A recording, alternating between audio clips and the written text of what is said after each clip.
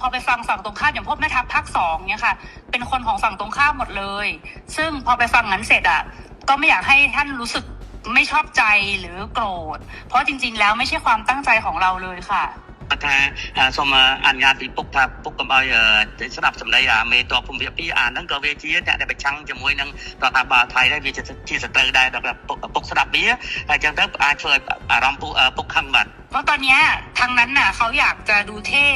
เขาก็จะพูดอะไรออกมาที่มันไม่เป็นประโยชน์ต่อประเทศชาติค่ะแต่ว่าจริงๆที่เราต้องการเนี่ยคือต้องการความสงบสุขให้เกิดขึ้นเหมือนตอนก่อนที่จะปะทะกันตรงชายแดนนะคะមេតបភូមិភាគហ្នឹងវានិយាយចង់ឲ្យលយខ្លួនវា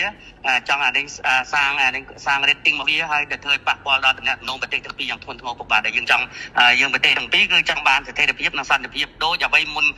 ព្រឹត្តិការណ៍កើតឡើងពុកបាទบอกว่าให้ท่านฮุนเซนน่ะเห็นใจหลานหน่อยเพราะว่าตอนนี้คนในประเทศไทยเขาไล่เราไปเป็นนายกที่เขมรหมดแล้วថាគាត់សូមអនុញ្ញាតពុកថាអាណិតក្មួយផងឥឡូវនេះថៃប្រជាជនថៃភាគច្រើនបានដេញហើយ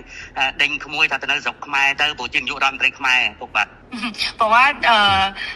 จริงๆแล้วถ้าท่านอยากได้อะไรก็ให้ท่านบอกมาได้เลยค่ะเดี๋ยว